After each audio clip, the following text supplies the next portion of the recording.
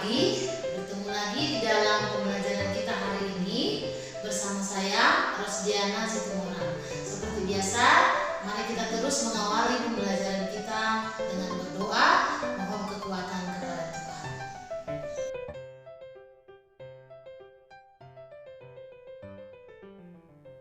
Struktur jaringan, tumbuhan dan fungsinya secara khusus kali ini kita akan membahas tentang transportasi air dan garam mineral pada tumbuhan. Nah, setiap tumbuhan memerlukan zat-zat yang diperlukan dari lingkungannya. Lingkungannya itu bisa dari dalam tanah melalui akar, bisa juga dari atmosfer.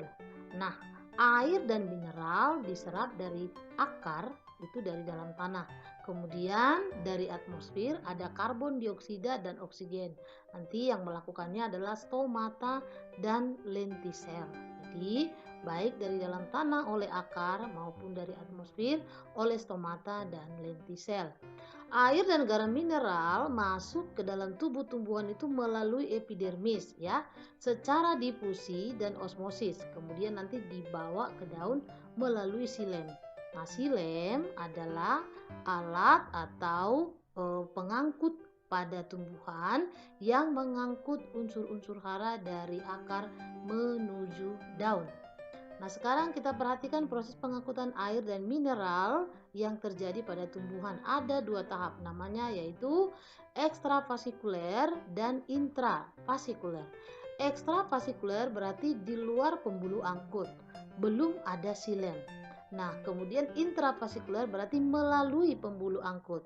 Pembuluh angkutnya tadi namanya adalah xilem.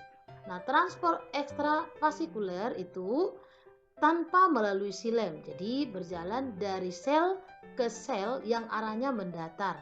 Nah, ini terjadi dengan dua cara, yaitu apoplas dan simplas. Jadi apoplas itu apabila pergerakan unsur hara itu terjadi melalui ruang antar sel, sedangkan simplas apabila pergerakan air dan unsur hara itu melalui plasmodesmata.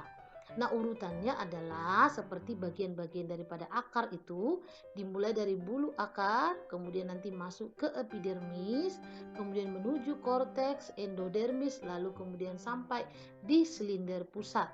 Di silinder pusat sudah terdapat xilem. Nah, xilemlah nanti yang membawa air dan unsur hara itu menuju daun. Namanya nanti sudah transportasi intravasikuler. Lebih tepatnya mari kita lihat gambar ini. Jadi kalau pengangkutan ekstraseluler itu adalah terjadi dengan dua cara ini. Yang pertama ada tadi namanya apoplas, kemudian simplas. Jadi kalau apoplas ini dia ya. Ini paling luar bulu-bulu akar dari sini ya, masuk ke epidermis, kemudian ke korteks, lalu endodermis sampai kemudian masuk ke stele. Di dalam stele sudah ada xilem ya.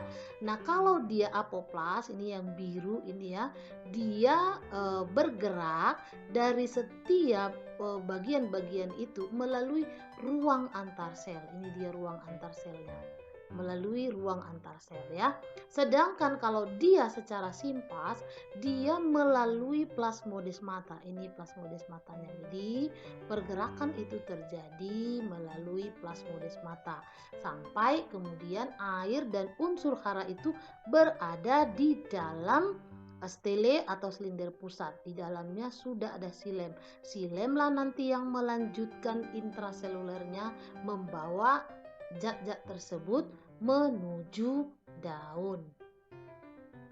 Nah, kemudian tahapan yang kedua tadi adalah transportasi intravasikuler. Artinya di sini sudah menggunakan pembuluh angkut yaitu xilem. Nah, proses transportasi ini bisa terjadi ya karena adanya tekanan akar, kemudian ada kapilaritas batang, jadi daya dorong ya, tekanan dari akar, kemudian ada kapilaritas batang, kemudian daya isap daun. Nah, sekarang daun juga menarik ya, menarik air dan unsur hara tersebut sehingga terjadi dorongan dari akar menuju daun. Jadi kalau kita lihat lengkapnya kira-kira seperti ini. Nah, kalau dari akar ya, baik akar dikotil maupun monokotil, ada namanya transportasi ekstra fasikuler, berarti dari sini, dari bulu-bulu ini sampai dia menuju ke bagian stele.